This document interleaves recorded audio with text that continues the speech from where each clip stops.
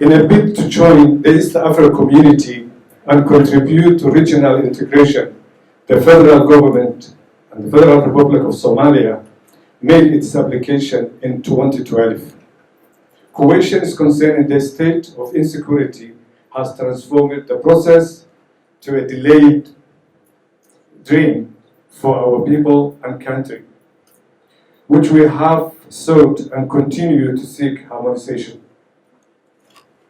Firstly, on the issue of security, the targeting of Al-Shabaab throughout the country has intensified in the pursuit of securing a safe and stable Somalia. The increase of counter-terrorism and military operations has gained significant traction with support from our regional and international partners, including the African Union Transition Mission in Somalia, ATMIS, in which, let me emphasize that, our partners, our brothers from East African community have played and still playing a crucial role in this exercise.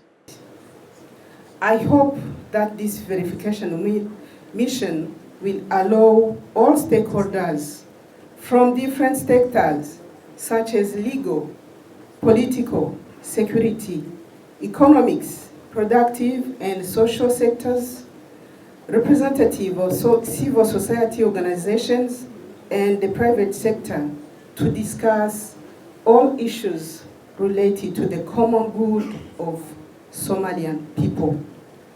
Our sole objective is to establish the Federal Republic of Somalia's level of conformity with the criteria for admission of foreign countries into the East African community as provided under the treaty establishing the East African community. I then assure that all delegations are present and committed to work hard during these 10 days related to our stay in this country. It's an acknowledgement that many partner states of the East African community are sending support, both in terms of soldiers and in terms of other interactions that have been sent to Somalia to help Somalia stabilize. So that has happened even before the Federal Republic of Somalia joined the East African community. And you know very well that, in fact, in whatever partner state of the East African community you go, you find Somalis doing business.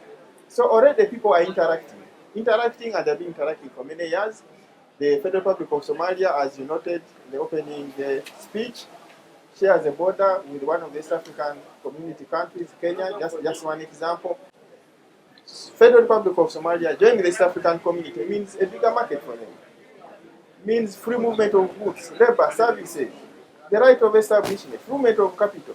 Those are all benefits you can get under the common market, under the customs union, and subsequently the monetary union, reducing the cost of doing business. So those are all benefits. EAC application that the president put it there is one of the top priorities for the president of Somalia and for the Somali government. We believe that Somalia is standing on its feet, not because we just woke up one day and decided to do everything that's true, but also it's the help that came from the East African countries. And 3 countries that are sitting here even gave us their children to die for us. So this is not something that we take it light. It's a matter of formalizing a relationship we have. We can never give it back to Uganda or Burundi or Kenya, all the children they lost. But we can be good neighbors and support each other. One thing that I want you to keep in mind, 80%, maybe, I shouldn't say 80%, maybe 75% of the country has been always peaceful. Somaliland is peaceful, Puntland is peaceful. There is pockets of peaceful cities and peaceful parts of Somalia for the past 20 years. But what they do, these insurgents, is to show the world they are alive. So they have to come to a market and kill as many people as they as they want to. And no one can stop that, as we have seen in other parts of the world. And we will never forget for those of your children who gave their lives to us. So Somalia is secure and will be secure, and we will go from there. A deep water port for $320 million, completely owned by Somalis, have been completed in the state of Puntland and will be operational very soon for the intention of supporting 30 million people in Ethiopia, which is also landlocked. We signed oil exploration agreements that the world thinks that there is more oil than a lot of oil in Somalia. We have 8 million hectares of arable land.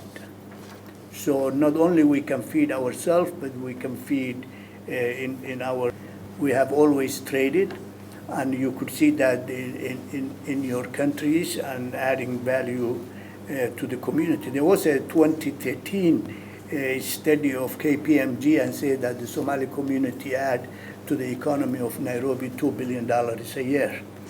That's 10 years ago. So there is value added if Somalia joins the community. Say Somalia has the largest herd of camels anywhere else in the world. And in terms of goods, it's probably the first or the second if we consider Ethiopia. So it has the largest animal herd in the world. Sometimes a bit. Livelihoods include irrigation and farming and pastoralism and trade and all kind of things. Military junta. Have you ever heard of Siad Barre? He took over the country in 1969, and as you understand, during the time, and what used to happen, ran like a military state for a very long time. As you also the geopolitics of the time, 1960s and 70s, countries were either aligned east or west. That military man was aligned east. So you would understand the complex. This country was mostly aligned west. If you north was under British protectorate, which means they were on the west. And then the south here were Italians, which was on the east, if you read history. And therefore the country was, its internal politics was kind of mismanaged by the military, if I can say so. And he ruled until 1991, when he was ousted in an uprising. I'm sure you've heard. This was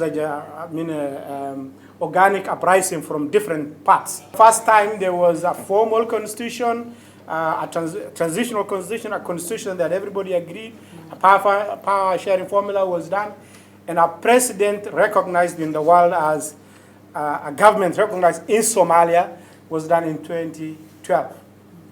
And the first person to occupy that seat was the current president, Hassan Sheikh. Okay.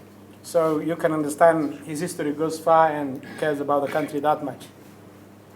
And I knew there is quartz, here there is gypsum, there is uranium, there is iron ore, a lot of gold, potential gas, potential oil. All these things are waiting for East Africans to come and, because they have not been exploited by Somalis because they didn't have a good government. So if Africans wanted to become rich, they will join, they will let Somalia in.